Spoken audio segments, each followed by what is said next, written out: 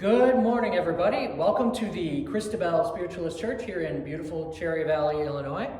Once again, much like last week, I'm wearing kind of a little bit of a special tie. I don't know if you can really see it on camera, but I'm actually wearing a Winnie the Pooh tie with a bunch of umbrellas and raindrops, just because I thought it was fitting, considering the weather we've been having lately, to wear a blustery day kind of a tie. It does really seem like Mother Nature is doing her best to try and help us with our whole physical distancing that we're supposed to be doing.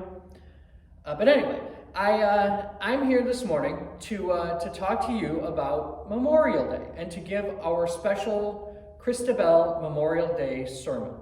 Now, before I begin my official sermon, I will start with an invocation, and then I will be going into the Memorial Day portion of our sermon.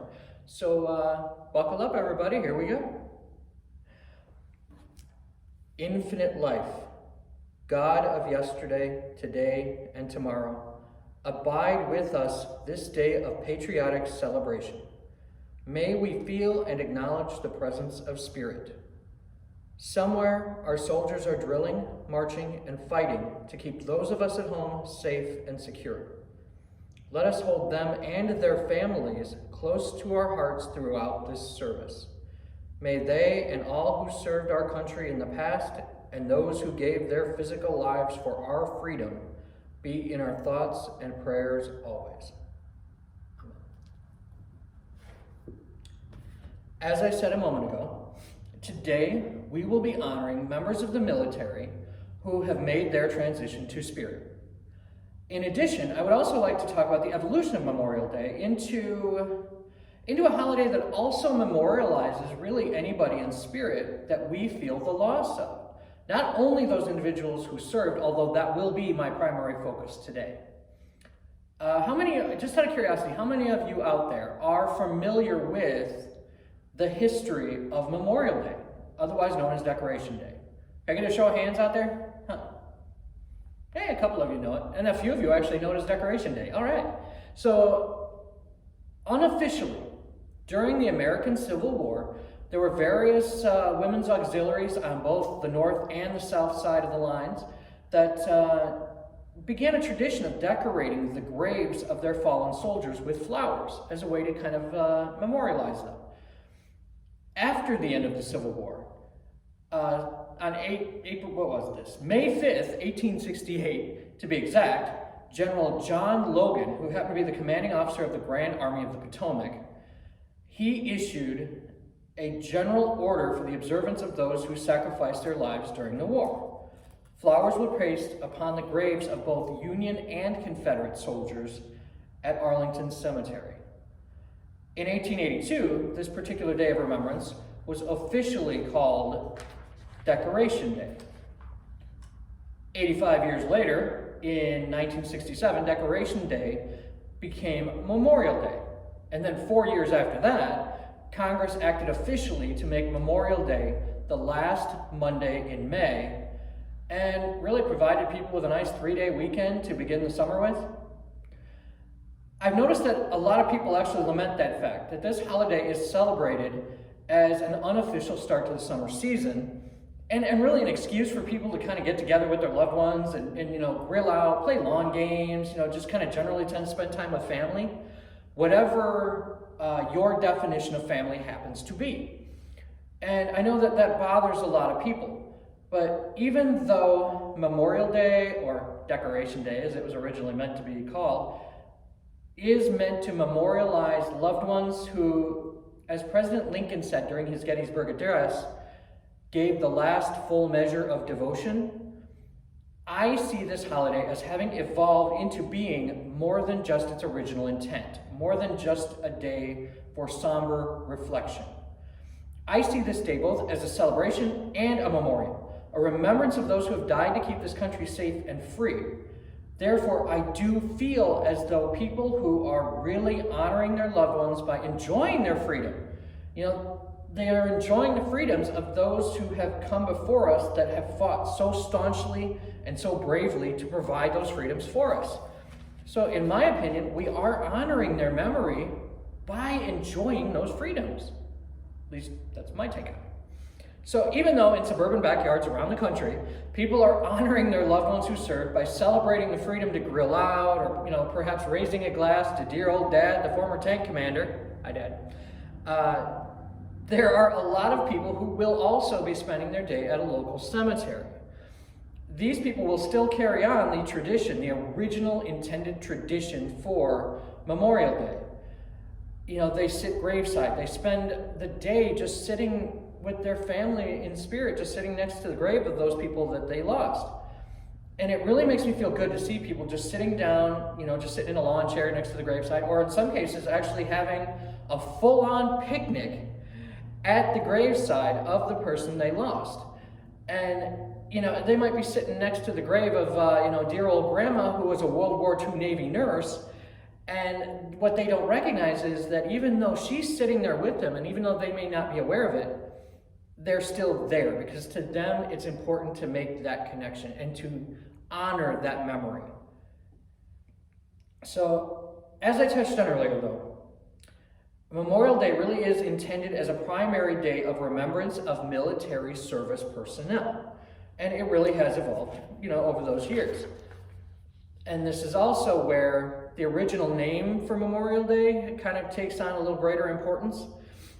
Even when people are using Memorial Day as a way to memorialize their loved ones who may not have served in the military, Decoration Day is still a perfect name for it.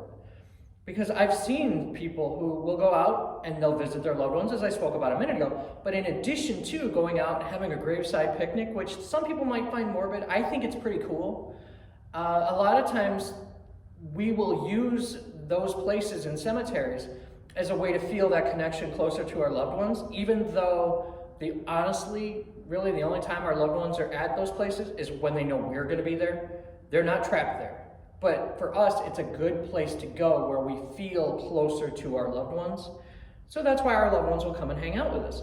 Now, when I'm talking about Decoration Day, I know people personally, and I have seen countless people who do this, who will spend their day going from gravesite to gravesite of various loved ones. And, where they're allowed to, they'll actually plant flowers. Otherwise, they will just lay flowers on their grave. And, they'll also leave tokens of remembrance, just to let that person in spirit know that they're thinking of them. Anything from Tootsie Rolls to coins to purple petunias. I mean, it all depends on your relationship to the person in spirit and what it is that they enjoyed when they were physically alive. And another tradition, speaking of leaving things behind at gravesides, another tradition that really seems to have regained popularity in, maybe the last 10, 15 years, is the tradition of leaving coins on the gravestone of a service member that illustrates what the relationship of the visitor was to that person. For example, leaving a penny at a gravesite, it simply means that you visited them. A nickel indicates that you and the deceased happened to train a boot camp together. Well, a dime means that you served with that individual in some capacity. And finally, a quarter, leaving a quarter at their graveside means that you were present when that person was killed or physically died. So thus far, I have been speaking about Memorial Day strictly from the standpoint of those of us who are still physically alive, and how we use that time to help memorialize or to think about those people in spirit that we've lost. I'm going to take just a second and kind of talk more about what Memorial Day means to your loved ones in spirit. A lot of people who are naturally mediumistic, or even indeed people who don't really consider themselves to be mediums, they will likely recognize or feel their loved ones in spirit, the presence around a lot more often during this time of year coming up into Memorial Day. A lot of the reason for this is because we are thinking of them more often. They pick up on all of that because everything in this universe and everything in this world is energy. Your energy, your thoughts will travel to your loved ones in spirit and will find them in Summerland, in the other side, in home, whatever term you want to use. So they will recognize when we miss them just a little more than usual. And because of that, and they love us in return. So because of that, they want us to know that they are doing well, but they also want us to be doing well. So they will come to visit us. They will come check on us. They will try and guide us, Now, I want to make sure I mention the fact that when I use the term loved one, what I'm actually referring to is not just someone that you were physically related to. Really, anybody that we care about. When we're thinking about them, they know. They hear us. Thoughts are things. Thoughts are energy that will travel. So, anybody that you're thinking about, whether it's dear old dad, the former tank commander, or great-grandma, the World War II nurse, or even the friend that you lost in Afghanistan 10 years ago, these people in spirit appreciate your thoughts, your prayers, your energies on their behalf. They really do. They love when we think about them still. Especially when you have a positive mindset of knowing that these people are great where they are. They're doing fantastically well. They are in a place that is absolutely filled with joy, compassion, healing, hope. Everything that we strive for here is such a natural part of their lives there. Anyway, I will go more into what the spiritualists call Summerland in another sermon, but rest assured that your loved ones are doing quite well. And during holidays such as Memorial Day, when our thoughts turn to these people, they really are thinking of us as well. They have nothing more to worry about except how to grow, how to evolve, how to help us be, and here comes one of my favorite phrases, to help us be better, stronger, happier people. That's what they want to do, is help us. So this also kind of brings me back a little bit to something that I had said earlier in the sermon when I was talking about being at that backyard barbecue, or, sitting at a graveside having a picnic in honor of those military family members that we loved and lost. From the perspective of a medium such as myself, it is so amazing to watch any sort of these family gatherings, but especially the Memorial Day ones, because the people that you are talking about and reminiscing about are literally right there next to you, and they're enjoying your stories, and they are listening to you talk about just how you were touched by them, or how they touched your lives. That's actually how I meant to put it. Gotta love live, anything live like this. One of the most touching things I've actually ever witnessed as a medium, one of the most touching things that I have ever witnessed was at a cemetery on Memorial Day, ironically, years ago. There was an older gentleman in spirit that was in a full dress Marine uniform. And he was standing there at attention as his grandson, who was also standing in a full dress uniform right before his grandfather's grave, just standing at attention. And sorry, I can't really get that right, but he's standing there proud of his grandfather and proud of being that legacy of service, while his grandfather is standing there just bursting with pride, so proud of his grandson for what he has accomplished. And the fact that his grandson actually followed in his footsteps. And that was such a touching moment for me. And to watch that and to be a part of that was just such a beautiful thing that I still feel honored to be a part of. But I really want to stress that this is just a perfect example of how proud our loved ones are who have served.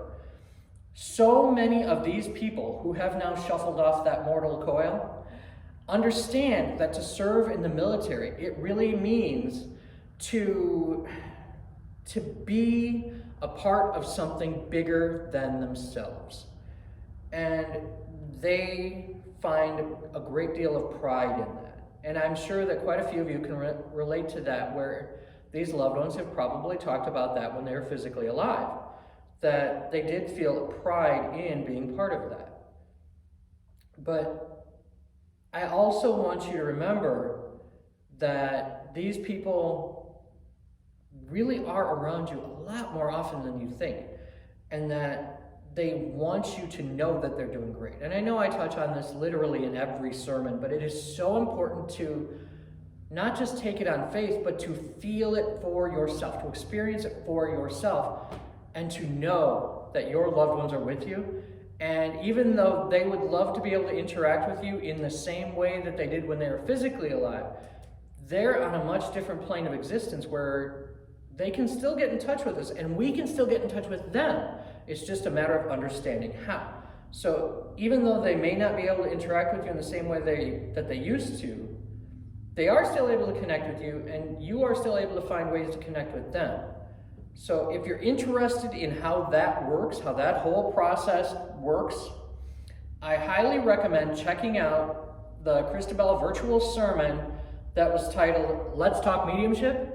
I highly recommend checking that sermon out. You can find that either on our church page on Facebook or on our YouTube channel. Both are the Christabelle Spiritualist Church. There's a lot of great sermons on there. I highly recommend checking it out. There's a lot of great information. So I'll move on from being a commercial. In conclusion, please remember that not just during Memorial Day, but year-round, your loved ones, they're with you, and they love when you talk to them, and they will find ways to give you signs to let you know that they're with you. Which also brings me back to another sermon called Signs, Signs, Everywhere There's Signs. I just like doing that. Anyway, if you miss your loved ones and you are not necessarily feeling that connection with them as much as you might like to, or if you really are interested in learning how to connect with spirit more for yourself, I highly recommend finding your local spiritualist church.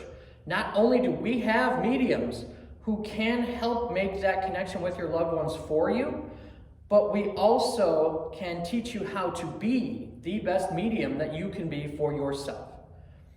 So also, and this is a subject nobody likes to talk about, but unfortunately it's necessary. If you enjoyed this sermon today, or if what I've said resonated with you here in a positive way, please consider adding to our virtual offering plate, which I will have the link below this sermon. We have a chapel here, as you can see, as well as 3.5 acres of beautiful wooded grounds. And you know what? We need to take care of them. So any assistance that you can offer would be greatly appreciated. It really would.